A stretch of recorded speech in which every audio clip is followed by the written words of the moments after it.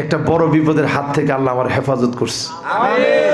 দেখে আপনারা মনে করেন এটা এমনি, এটা আপনাদের এই চাহনির একটা দোয়া আছে। কেমন দোয়া জানেন?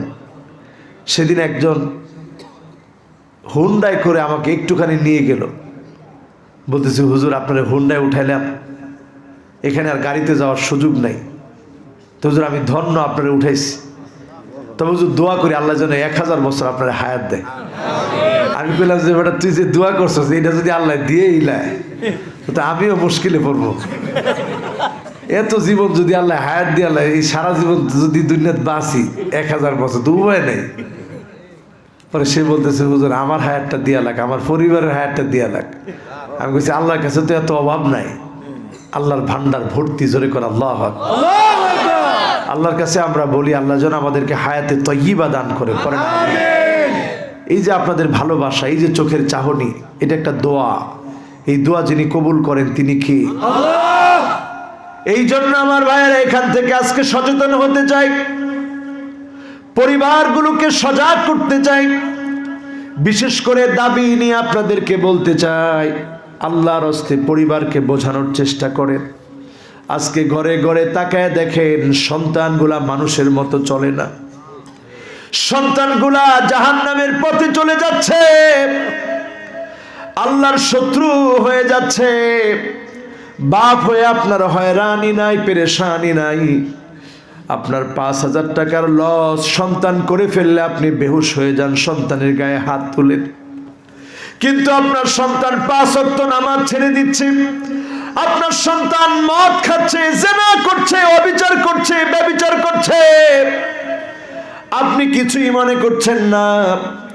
আপনি দুনিয়া ভোলা, আখিরাত ভোলা। দুনিয়ার মধ্যে আপনার কোনো সম্মান নাই, আখিরাতেও কোনো সম্মান থাকবে না, ঠিক না বেঠি? 5000 টাকা নষ্ট করলে আপনি যেমন ধমক দেন, 1 ওয়াক্ত নামাজ ছেড়ে দিলে তার চাইতে জোরে আপনি ধমক দেন। আদর করেন, বোঝানোর চেষ্টা করেন, সন্তানের মাথায় হাত বুলায় দেন। যিনি আপনার সন্তানটাকে পরিবর্তন করে দিতে পারেন তিনি কি? ঘরে ঘরে তাকায় দেখেন আজকের কি অবস্থা। ঘরে ঘরে গিয়ে দেখবেন স্ত্রীদের মধ্যে পাওয়া যাবে এমন এমন স্ত্রী আছে, আন্না না কথায় কথায় স্বামীকে বলে আমার জন্য ক্ষেত খোলা সব কিছু লিখে দাও, তোমার মা বাবাকে কোনো কিছু করার দরকার নাই। এমন মহিলা এখন আছে না? না, যে জোরে কইছেন সুবহানাল্লাহর সময় এত জোর নাই, এ নয় আর ঠিকই জোর বাড়ছে। হুজুর জ্বালায় বাঁচি না, কি করতাম? আছে। এরপরে দেখবেন আমার ভাইয়েরা, মান্নানা এমন মহিলা এখন ঘরে ঘরে, যেই মহিলা স্বামীকে বলে আমি দেখে তোমার ভাত খাইছি, নাইলে কোনো বেডি খাইলো না হইলে। এটা ঠিক কইছে, 10 বছরের ছেড়া কি বুঝে কর, যা খেত দেহে অন্তত বাসায় কন, এগুলো আছে। এরপরে দেখবেন হান্নানা এমন এমন মহিলা, যেই মহিলা স্বামীর খেদমত কোনো দিনের জন্য করতে চায় না। এটা নাই গা, যাক আলহামদুলিল্লাহ। যদি কোন পানিটা ডাইলা দেও কি কর লয়ালো, কার কার বই কইছে এটা আত্মীয় তো দেই, সাহস করেন ওই একজনে হাতও তুলে রেখেছে, চিন্তা করেন লয়ালো। আপনি মাঝে মাঝে নিয়ে খাবেন, আবার দিয়েও দিবেন, কোন ইনশাআল্লাহ। আপনি ঢেলে দিলেন, অসুবিধা আছে? কিন্তু আমার ভাইয়েরা, যেই মহিলারা খিদমত করবে না, এই খিদমত করলে আপনার স্বামী খুশি হবে। আর আপনার স্বামী যদি খুশি হয়ে যায়, যিনি খুশি হয়ে যাবেন তিনি কে? 4 নম্বরে আসেন কান্নানা এমন মহিলা, যেই মহিলা স্বামীকে বলে আমার বাপ যদি না থাকতো আপনার অবস্থা কাহিল আছে। এরকম মহিলা আছে না? নাই?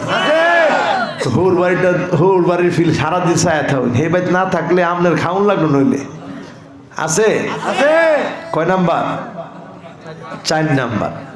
5 নাম্বারে দেখবেন হাদ্দাকা এমন মহিলা এখন সমাজের ঘরে ঘরে, স্বামী কোনো কিছু কিনে দিলে পছন্দ করে না, সব সময় পছন্দ অন্য দিকে থাকে, নিজে গিয়ে জামা কাপড় কিনে এমন মহিলা আছে না? না, ঘরের মধ্যে থাকে এখন আজাইরা, এই জন্য মহিলারা এখন হয়ে গেছে বাজাইরা, ঠিক কিনা? আগের মহিলারা কত কষ্ট করতে, এখন মহিলাকে কষ্ট নাই, বাজারও বলে যাওনি যায় না। আচ্ছা বাজারে যাও যায় না, এরা কারার বউ, কারার আমাদেরই। চিন্তা করেন আজকের এই ৫ম নাম্বার পর্যন্ত সব মিলে গেল, তার মানে বাকিগুলা যখন দেখবেন সেগুলাও মিলে যাবে। ৬ষ্ঠ নাম্বারে সাদ্দাকা। সাদ্দাকা মানে এমন মহিলা, যেই মহিলা কথায় কথায় স্বামীর সঙ্গে গায়ে পড়ে ঝগড়া করে, আসে না? না। ৭ম নাম্বারে বাররাকা। বাররাকা মানে এমন মহিলা শুধু ঝগড়াই করে না, স্বামীর সঙ্গে ঝগড়া করতে করতে গায়ে হাত তুলতেও দেরি করে না, এমন মহিলা এখন আছে না? না। হুজুর সব মহিলারও, মহিলারা আজকে কইব যে হুজুরের শুরুটা করলো কি? এই ওয়াজ এক জায়গায় করার পরে মহিলা নিচে কমেন্টসে লিখছে, দেখলাম ইউটিউবে, যে হুজুর ওয়াজ যা করছেন পুরাটাই আমাকে বিরুদ্ধে। এই যে বিরুদ্ধে ওয়াজ করলেন, আল্লাহ রসুলের স্ত্রীরা আল্লাহ রসুলের মতো স্বামী পাইছে, আর আমরা যে স্বামী পাইছি এক একটা খারা আবু জেহেল। এদের মেলে আমরা কেমনে ভালো থাকবো কর? এখন আপনারা কোন ভালো স্বামী হতে রাজি আছেন? বলেন, ভালো স্বামী হতে রাজি আছেন? এবার আল্লাহর নবী কেমন স্বামী ছিলেন চিন্তা করেন। আমাদের ঘরগুলোর এমন অবস্থা কেন?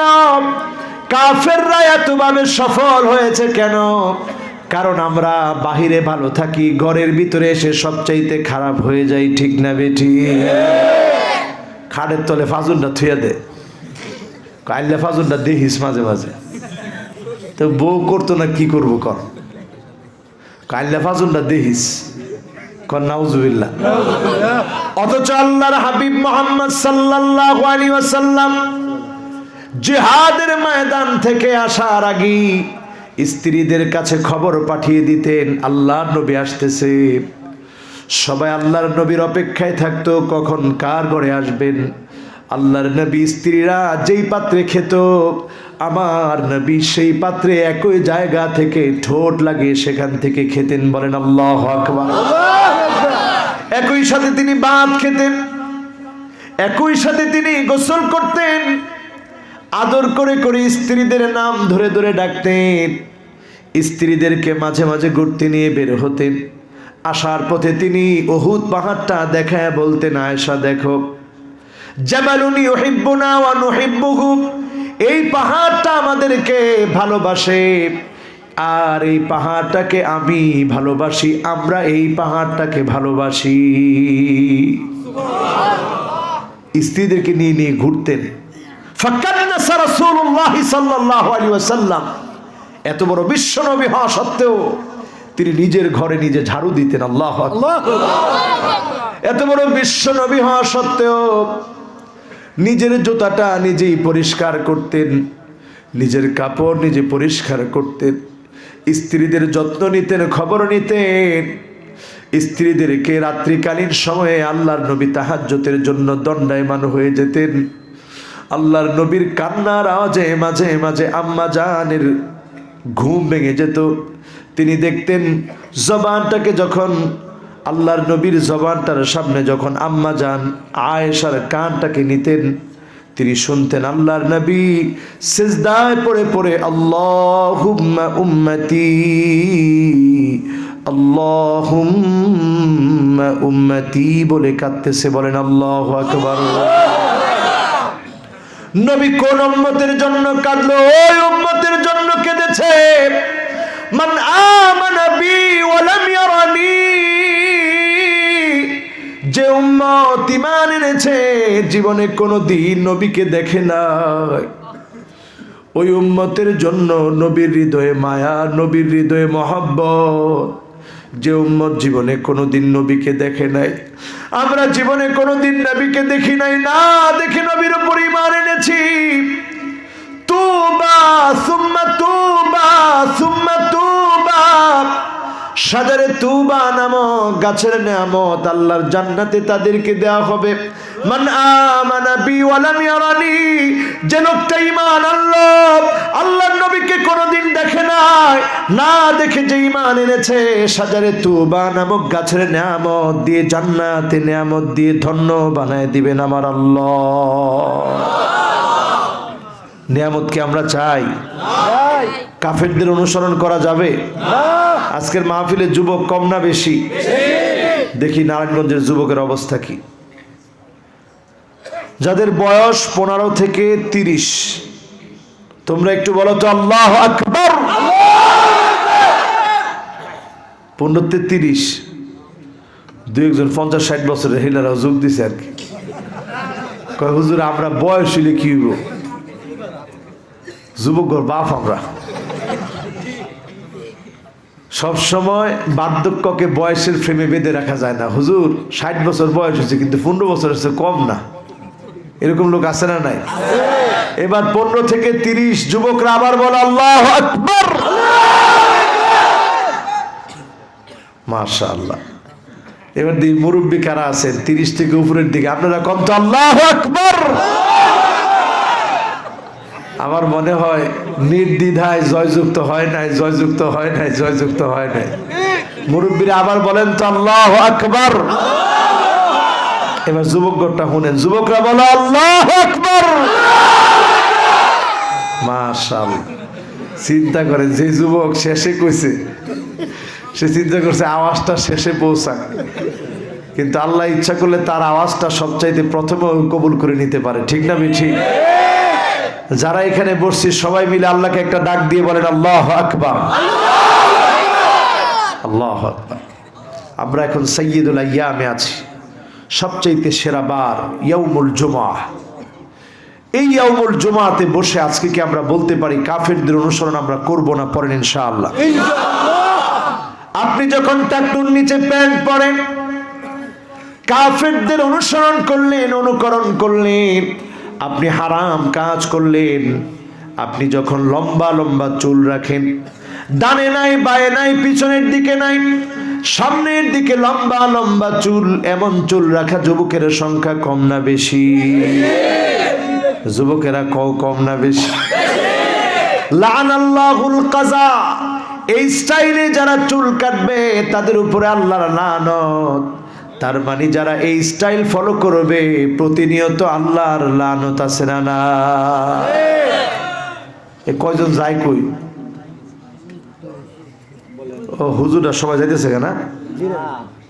হুজুরা চিন্তা করছে থাক আর অজুন না কি হইব, রাইতেও তো অনেক হয়েছে না, কালকে আবার তো প্রত্যেকের জুমার মসজিদের দায়িত্ব আছে। আমরা আর বেশিক্ষণ না, 11:30 পর্যন্ত কথা বলবো। অলরেডি এখন 11:10 বাজতেছে। এই 15-20 মিনিট আপনারা আছেন তো ইনশাআল্লাহ? জোরে তাকবীর দেই, বলি আল্লাহু আকবার। এবার মনটাকে নরম করে দিয়ে হিসাব মিলিয়ে শুনি। আজকের মাহফিলে যারা এসেছি হিসাবটা মিলায় দেখি, খেয়াল করে শুনি। আজকে হিসাব মিলায় দেখেন কাফেরদের আর বেশি দিন সময় নাই।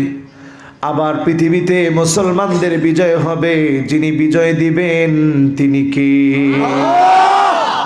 খেয়াল করে হিসাব মিলায় দেখেন। সিরিয়া মার খাবে 12 বছর, 12 বছর সিরিয়া মার খাবে। মায়ের খাওয়া থেমে গিয়েছিল, নতুন করে আবার মারা হচ্ছে আমার সিরিয়ার ভাইদেরকে।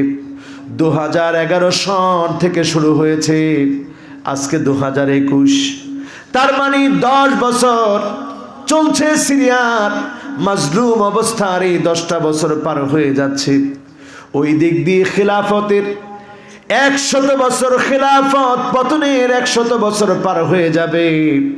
লুজান চুক্তিটা শেষ হয়ে যাবে। ইউরোপের সঙ্গে যে চুক্তি হয়েছিল 2 বছরের মাঝে ওই চুক্তি শেষ হয়ে যাবে। আবার ইউরোপকে নতুন করে মুসলমানের কাছে টাকা দিয়ে বসফরাস প্রণালী, গোল্ডেন হর্ন, তুর্কির এই জায়গাগুলা জাহাজ দিয়ে পার হতে গেলে টাকা দেওয়া লাগবে। ঠিক না বেঠি? দুই মিলায় দেখেন এরপরে আসেন হিসাব করে দেখেন, এই পৃথিবীর ভিতরে আল্লাহর হাবিব বলেছেন সিরিয়ার মার খাওয়া যখন শেষ হবে, স্বর্ণের খনি বের হবে, দখলের জন্য পৃথিবীর মানুষগুলা মরিয়া হয়ে লাগবে।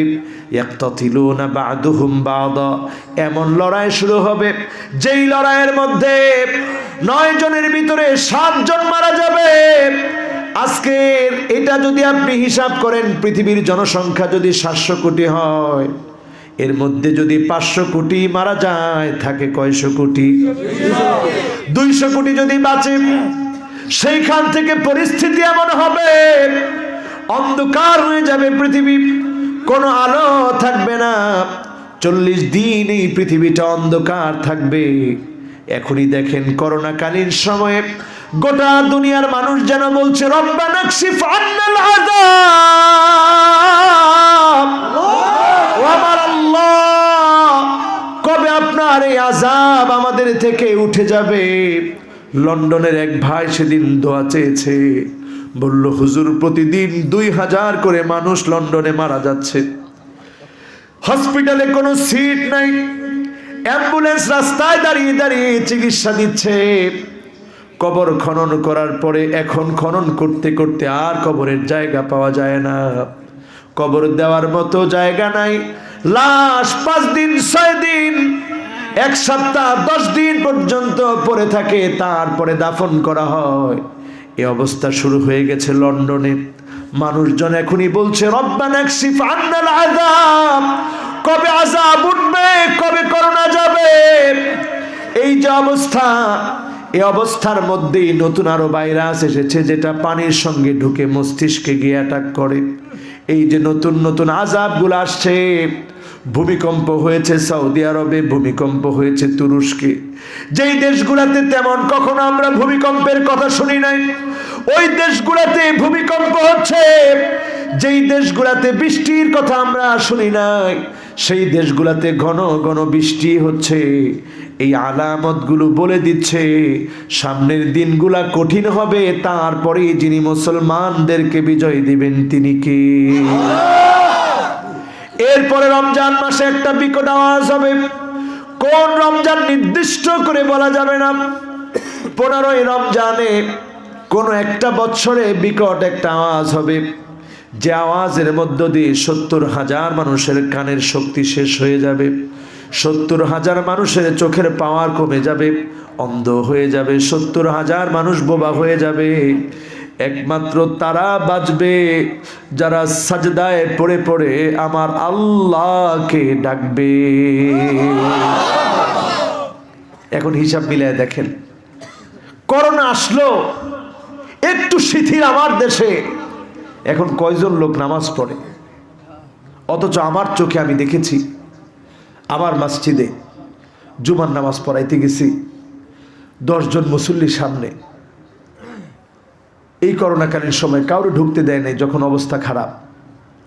10 জন মুসল্লি যখন সামনে গেটের বাহিরে আমার চোখে দেখেছি, মুসল্লি ফুপায় ফুপায় কাঁদতেছে আর বলতেছে হুজুর মনে হয় কিয়ামত এসে গেছে। কিন্তু আযাবটা যখনই চলে গেল, আবার সুখের দিন আল্লাহ যখন আমার দেশে অনেকটাই দান করেছে, এখনই মানুষ আমার মালিক আল্লাহকে ভুলে গিয়েছে। দরকার ছিল সাজদায় পড়ে পড়ে যেই মালিককে ডাকা তিনি কে? মনটা কেমন লাগে যখন দেখি কাবাটা ফাঁকা, মনটা কেমন লাগে যখন দেখি আমার রসুলের রওজাটা ফাঁকা, মনটা কেমন লাগে যখন দেখি অল্প কিছু হাজি দিয়ে হজের কাজটা সম্পন্ন হচ্ছে। আমাদের কাছে মনে হয় এই দুনিয়া কতদিন থাকবে কেউ আমরা জানি না, কিন্তু আমরা বড় গুনাহগার, এই জন্য আযাব আমাদের উপরে আসতেছে, ঠিক না বেঠি? আল্লাহর কাছে ফরিয়াদের সময় বলবে আল্লাহ আল্লাহ বলা একটা লোক থাকাকালীন সময়ে কিয়ামত সংগঠিত হবে না। আল্লাহকে ডেকে ডেকে বলবেন আল্লাহ, তাকায় দেখেন আপনার কত গোলাম এখনো আল্লাহ আল্লাহ বলে আপনাকে ডাকে, বলেন আল্লাহু আকবার। যারা আজকে আসছেন এই রাত থেকে নিয়ত করেন জীবনে আর কোনোদিন আমরা নামাজ ছাড়বো না। পড়েন ইনশাআল্লাহ। ঘরের ভিতরে সালাম দিয়ে ঢুকবো, বিসমিল্লাহি তাওয়াক্কালতু আলাল্লাহ বলে ঘর থেকে বের হব। যিনি আমার জন্য জিম্মাদার হয়ে যাবেন তিনি কে? স্ত্রীকে সালাম দিব, ছেলেটাকে সালাম দিব। সন্তান ঘর থেকে বের হওয়ার সময় মনে করায় দিব, বাবা ঘর থেকে বের হওয়ার সময় পরে বের হও, বিসমিল্লাহি তাওয়াক্কালতু আলাল্লাহ লা হাওলা ওয়ালা কুওয়াতা ইল্লা বিল্লাহ। রাজি আছেন ইনশাআল্লাহ? ইনশাআল্লাহ। এরপরে আসেন 3 নম্বরে, আল্লাহর শত্রুকে আয-যালিমুন, যেই লোকটা জুলুম করবে। আমরা অনেক সময় পরিবারের সঙ্গে জুলুম করি, এমন জালেম আছে না নাই? পরিবারের জন্য খরচ করতে চায় না এমন কৃপণ আছে না নাই? পরিবারের জন্য টাকা পয়সা ব্যয় করতে চায় না আছে না নাই? পরিবারের উপরে জুলুম করে, সমাজের উপরে জুলুম করে, রাষ্ট্রের উপরে জুলুম করে, ব্যক্তির উপরে জুলুম করে, এমন জালেম এখন আছে না না? মা লিয-যালিমিনা মিন হামিমিন ওয়ালা শাফি'আ। কোন জালেমের জন্য সেদিন বন্ধু পাওয়া যাবে না, জালেমের জন্য কোন শাফাআতকারী পাওয়া যাবে না। জালেমকে যিনি ছেড়ে দিবেন না তিনি কে? খবরদার জুলুম করা বন্ধ করে দেন। ইন্তেকালের আগে আল্লাহর নবী সাহাবীদেরকে ডেকে বলছেন, মান কানাত মিন কিবালি মাযলামা ফালইয়াকতাস মিন্নি ক্বাবলা আল কিসাস ইয়াওমাল কিয়ামাহ। ও সাহাবীরা, তিল পরিমাণ কোন জুলুম যদি তোমাদের উপরে করে থাকি এখনই প্রতিশোধ নিয়ে নাও। আল্লাহর আদালতে সেদিন দাঁড়িয়ে বলো না, নবী আমার সঙ্গে জুলুম করেছে, অত্যাচার করেছে। কার উপরে জুলুম করেছে, অত্যাচার করেছে, এখনই আমার কাছ থেকে প্রতিশোধ নাও। আল্লাহর নবীর কথা শুনে সাহাবায়ে কেরাম কান্নায় ভেঙে পড়লেন, ইয়া রাসূলুল্লাহ, আপনি পরীক্ষা খনন করতে গিয়ে নিজের পেটে পাথর বেঁধেছেন। খন্দক বাঁধতে পরীক্ষা খনন করতে গিয়ে নিজের পেটে ক্ষুধার যন্ত্রণায় পাথর বেঁধেছেন। ওই পাথরটা বাঁধার কারণে যেন একটু ঠান্ডা লাগে, ক্ষুধার যন্ত্রণা যেন তীব্র না হয়। আপনি আপনার পেটে আমাদের সঙ্গে পাথর বেঁধেছেন, আমরা একটা বাঁধলে আপনি 3-3টা পাথর বেঁধেছেন পেটের ভিতরে। ক্ষুধার যন্ত্রণা আপনি সহ্য করেছেন, নিজে না খেয়ে আমাদেরকে খাইয়েছেন। উম্মতের কথা সব সময় চিন্তা করেছেন, নবী কেমন করে আজকে আপনার ব্যাপারে অভিযোগ তুলবো? কোন জুলুম আপনি করেন নাই, বলেন আল্লাহু আকবার। এবার তাকায় দেখেন আবু বকরের জীবনটা কেমন। আবু বকর রাদিয়াল্লাহু তাআলা আনহু কোথায় যেন চলে যায়। ওমরে ফারুক রাদিয়াল্লাহু তাআলা আনহু একদিন পিছু পিছু গেলেন, চিন্তা করলেন আজকে কোথায় যায়, আজকে খুঁজে বের করা লাগবে। সাহাবায়ে কেরামের একটা অভ্যাস ছিল, গোপনে কিছু আমল করতেন। আবু বকর রাদিয়াল্লাহু তাআলা আনহু চলে গেলেন, ওমর রাদিয়াল্লাহু তাআলা আনহু পিছু নিলেন। কতটুকু গিয়ে গিয়ে লুকিয়ে লুকিয়ে দেখেন আবু বকর কোথায় যায়। গিয়ে দেখেন একটা ঘরের ভিতরে আবু বকর চলে গেছে। ওমরে ফারুক রাদিয়াল্লাহু তাআলা আনহু গোপনে দাঁড়িয়ে রইলেন। আবু বকর যখনই বের হয়েছে, ওমর রাদিয়াল্লাহু তাআলা আনহু দরজায় গিয়ে নক করেছে। দরজা খুলে দিয়েছেন একজন অন্ধ মহিলা। দরজা খুলি বলছেন, কে গো আপনি, কাকে চান? এবার ওমরে ফারুক রাদিয়াল্লাহু তাআলা আনহু বলছেন, একটু আগে যে লোকটা এসেছিল আপনি কি তাকে চিনেন? অন্ধ মহিলা, বৃদ্ধ মহিলা বলছেন, না আমি চিনি না, তবে লোকটা বড় ভালো মানুষ, আমার ঘরের কাজকর্ম লোকটা এসে করে দিয়ে যায়, আমার রান্না বান্নায় সহযোগিতা করে দিয়ে যায়, ঘরটাকে মুছে দিয়ে যায়, পরিষ্কার করে দিয়ে যায়। ওমরে ফারুক রাদিয়াল্লাহু তাআলা আনহু চিৎকার মেরে বললেন, আবু বকর আপনি কষ্টকর কাজ করে আমাদের জন্য কঠিন বানায় দিয়ে গেলেন।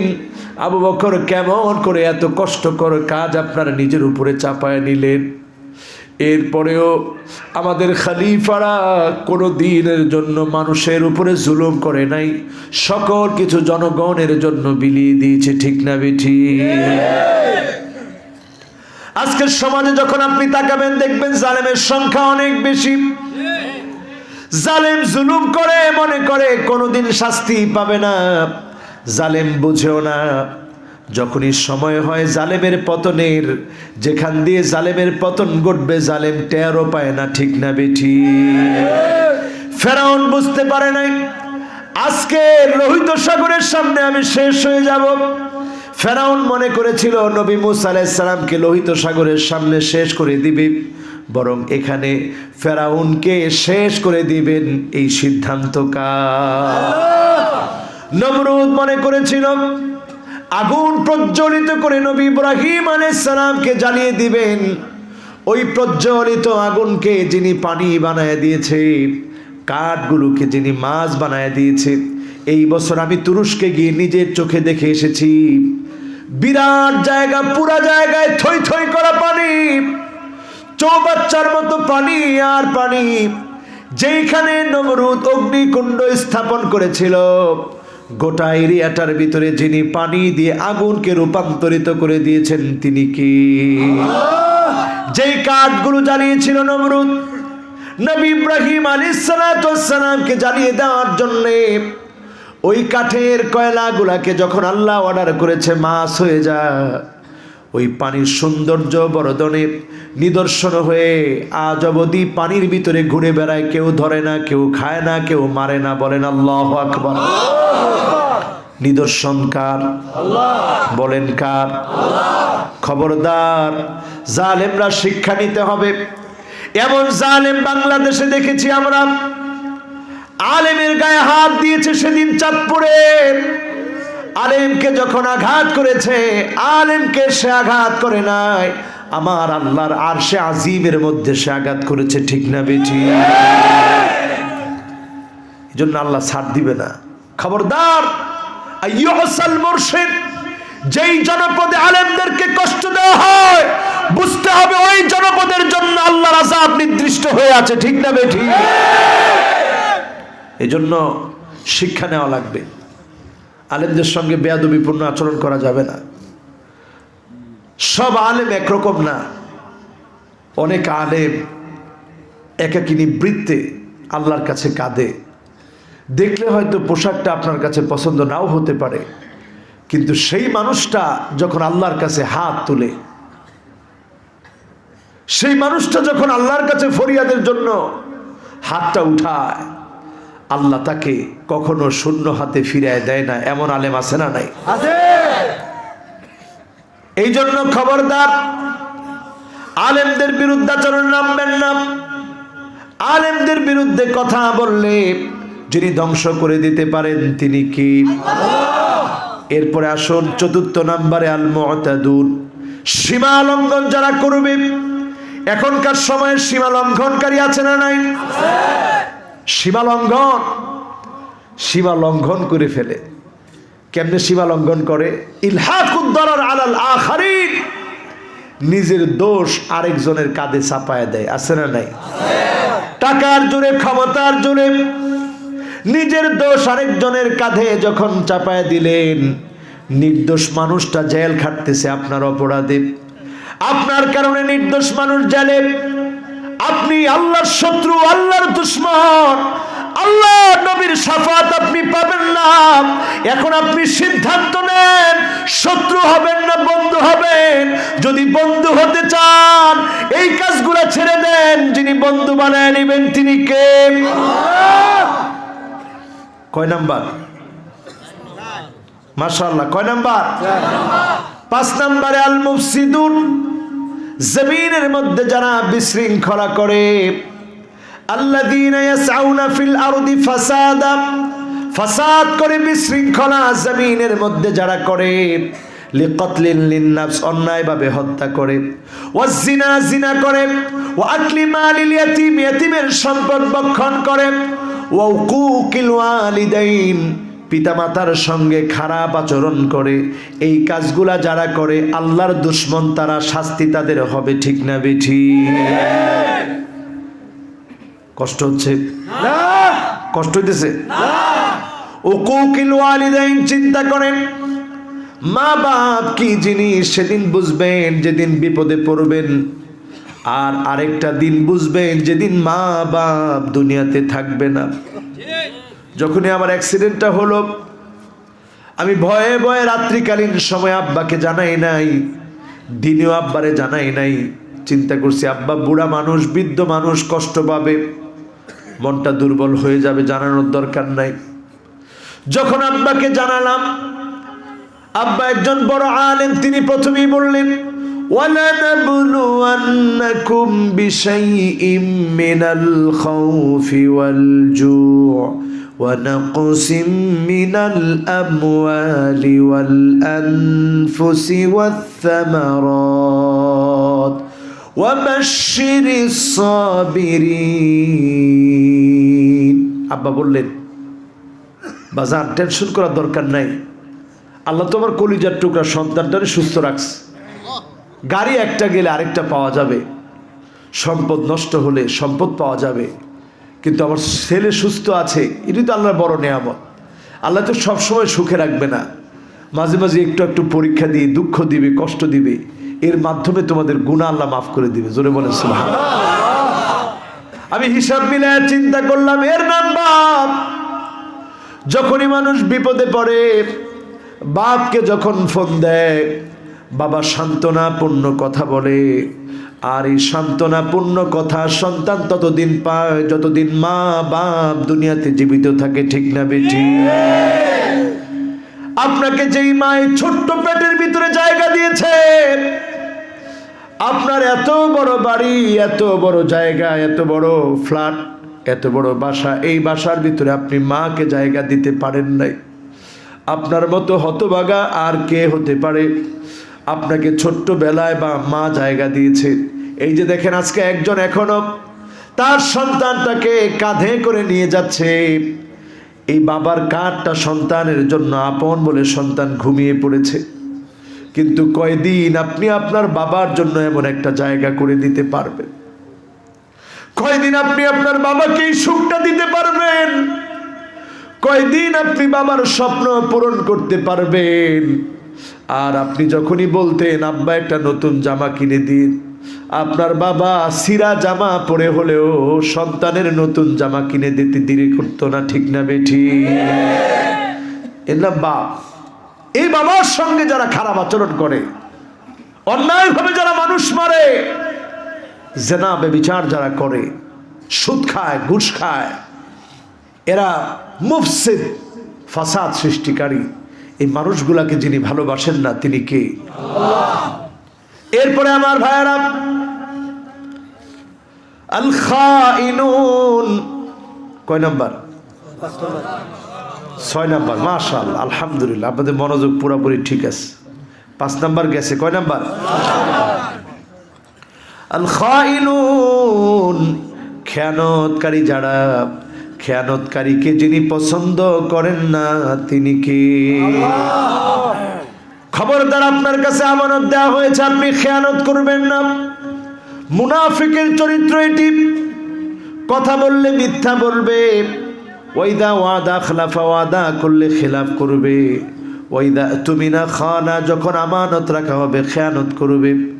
যারা খেয়ানতকারী হবে, ওয়ানুসিবা লাহু লিওয়াউন ইয়াউমাল কিয়ামা, পিঠের ভিতরে কিয়ামতের দিন আল্লাহ সাইনবোর্ড ঝোলায় দিবে, এই লোকটা খেয়ানতকারী, এতজনের টাকা মেরে খেয়েছে, গম মেরে খেয়েছে, সম্পদ মেরে খেয়েছে, বোনের হক মেরে খেয়েছে।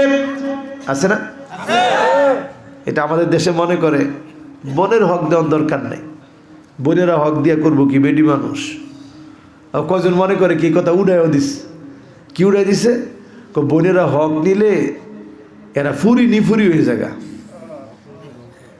এরা কি ধ্বংস হয়? অংশ নিলে ধ্বংস হয়। হ্যাঁ, দেখেন এটা একটা কুফুরি কথা, অংশ নিলে ধ্বংস হয়। কারণ এটা কি কথা? কুফুরি কথা। এটা সরাসরি আল্লাহর কোরআন বিরোধী কথা, এই কথার সাথে আমাদের কোনো সম্পর্ক।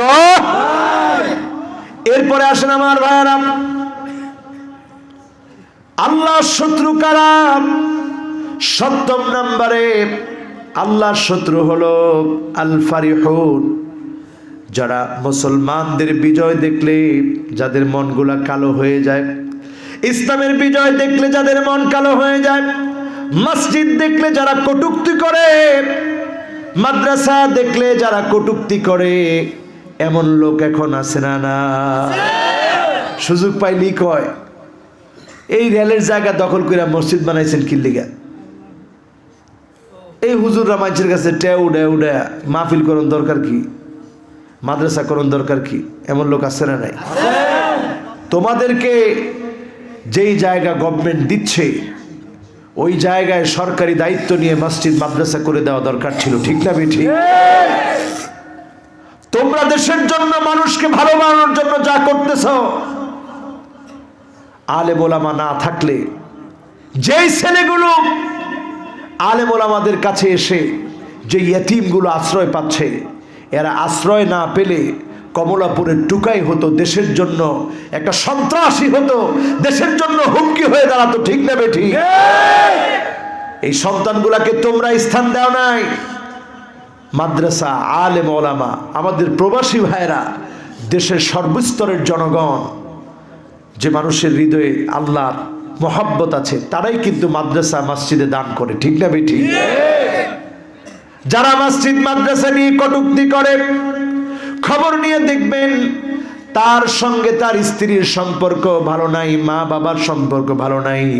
কারণ যে মানুষটা মানুষের সামনে প্রকাশ্যে এমন কথা বলতে পারে, নিঃসন্দেহে সে চরিত্রহীন, লম্পট, তার চরিত্রে ঠিক নাই, ঠিক না বেঠিক? এগুলা অহরহ বেড়ে গেছে। কেন বাড়তেছে তাও আমরা জানি। তারা চায়, আগেও মানুষ চেয়েছে, ইসলাম নিয়ে কিছু বললেই ভাইরাল হওয়া যায়। ইসলামের বিরুদ্ধে একটা কিছু বললে, আলেমদের বিরুদ্ধে একটা কিছু বললে ভাইরাল। এই ভাইরাল যে আপনারা হচ্ছেন, জাহান্নামেও আপনারা ফাইনালি ভাইরাল হয়ে যাবেন, ঠিক না বেঠিক? এই জন্য খবরদার শিক্ষা নেন আজকের এখান থেকে। লা তাফরাহ ইন্নাল্লাহা লা ইউহিব্বুল ফারিহিন। খুশি হয়ে যেও না, আনন্দিত হয়ে যেও না। কারুনের সম্পদ দেখি অনেকে তখন আনন্দে ফেটে পড়েছিল, বলেছিল মুসার কি আছে, কারুনের কত সম্পদ। যখন ধ্বংস হওয়া শুরু হলো, সবাই বলল আল্লাহ মাফ চাই, এই সম্পদের দরকার নাই। আল্লাহ আপনি ভালো রেখেছেন, সুস্থ রেখেছেন, এজন্য শুকরিয়া আপনার। জোরে বলেন আল্লাহু আকবার। আজকের এখানে যারা আমরা বসেছি, কয়েকটা আমল আজকের এই রজনীতে আমরা নিয়ে যাব। এখান থেকে বিদায়ের আগেই, বেশিক্ষণ না, অল্প কয়েক মিনিটে আমরা কয়েকটা আমল নিব, পরেন ইনশাআল্লাহ। এক নাম্বার আমল হলো আমালু ইয়াউমিল জুমআ, জুমার দিনের আমল। এখন থেকে শুরু করবেন এই কোরআন কারীমের সূরা কাহফটা তেলাওয়াত করবেন।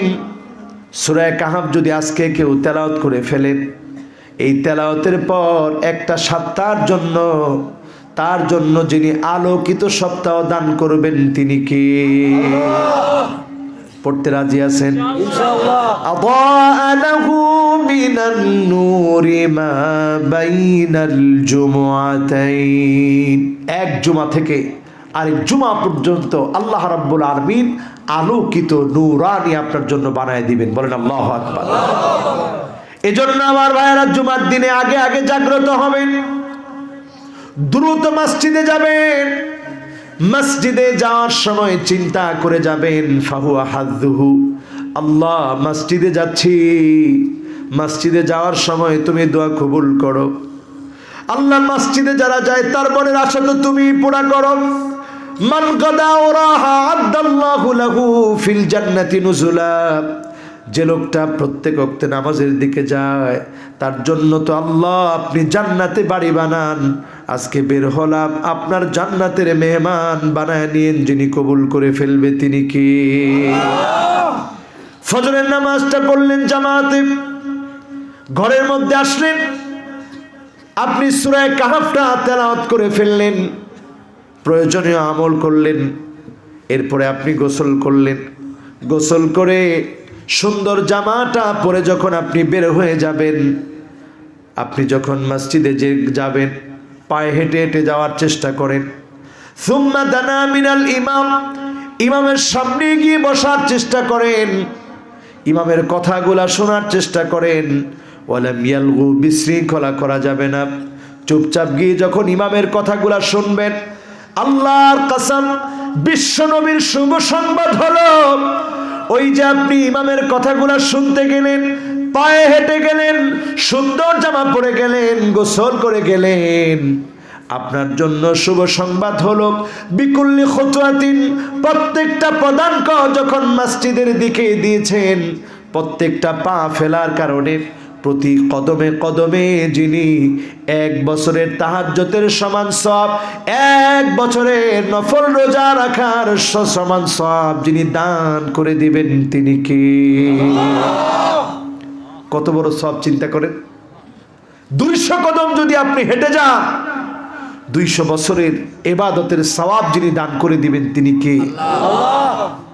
আবার 200 বছর আপনার রোজা রাখলে যে পরিমাণ সওয়াব হতো, শুধু 200 কদম পায়ে হেঁটে গেলে সেই পরিমাণ সওয়াব যিনি দান করবেন, তিনি কে? যাবেন যাবেন, রাজি আছেন? এরপরে আমল করবেন আহসিন ওয়াদুআক, ওযুটা সুন্দর করে করবেন। যত সুন্দর ওযু হবে আপনার আমার কুলসিত চেহারাগুলা তত চকচকা হবে। আপনি চিন্তা করবেন, কই হুজুর, এখনো তো আমি কালো আছি। আপনি মরে দেখেন কোটি কোটি মানুষের ভিতরে সেদিন ইয়া নাফসি বলে যখন চারদিক বিচলিত হয়ে যাবে, নবী উম্মতি উম্মতি বলে খুঁজবে, কোথায় আমার উম্মত। গুররান মুহাজ্জালিনা মিনাল ওয়াদু, ওজুর পানিগুলা ঝকঝক করে উঠবে, চকচক করে উঠবে। আল্লাহর নবী তাকায় বলবে, হ্যাঁ এই তো পেয়েছি, এটাই আমার উম্মত। বলেন আল্লাহু আকবার। এখন যারা এখানে বসছেন, আপনারা যদি ওযু না করেন, চেহারাটা উজ্জ্বল হবে না সেদিন। সুন্দর করে ওযু করতে রাজি আছেন? মিন তাহতি আগফারিহি, আপনার নখ থেকে যখন টপ টপ করে পানিগুলা ঝরে ঝরে পড়বে, এই পানির সঙ্গে যিনি আমার গুনাহগুলা মাফ করে দিবে, তিনি কে? এজন্য ওযুর ক্ষেত্রে অলসতা নাই। এরপরে আমার ভাইরা, বাশশিরিল মাশাইনা ফিয-যুলামি বিন-নূরিত তাম ইয়াউমাল কিয়ামা, এশার নামাজে গুরুত্ব দেন, ফজরের নামাজে গুরুত্ব দেন, 5 ওয়াক্ত নামাজে গুরুত্ব দেন। যিনি আপনাকে জান্নাতের মালিক বানায় দিবেন, তিনি কে? এবার শেষ কথাটা বলি। শেষ কথাটা হচ্ছে, এই যে আজকে আপনারা এখানে বসছেন, এখন আমরা কিন্তু কেউ উঠবো না ইনশাআল্লাহ। এতক্ষণ আপনাদের গভীর মনোযোগ ছিল, আমি চাই না আপনাদের মনোযোগটা নষ্ট হোক। আপনারা আছেন তো ইনশাআল্লাহ? এখন শুধু মোনাজাত হবে, আছেন না ইনশাআল্লাহ? আল হুব্বু ফিল্লাহ, ভালোবাসবো কার জন্যে? আল্লাহর জন্যে। এই যে আজকে যারা বসছেন, গভীর আগ্রহ নিয়ে শুনতেছেন, আমি একজন নালায়েক আল্লাহর